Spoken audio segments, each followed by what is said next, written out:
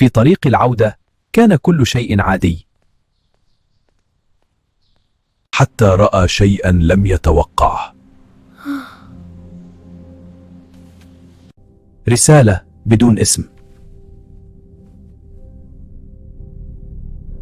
لا تخف من حلمك. كلمات بسيطة لكنها قوية. كان دائما يتراجع في اللحظة الأخيرة، لكن شيئا بداخله تغير. الخطوة الأولى هي الأصعب. الخوف لا يختفي لكنك تتجاوزه،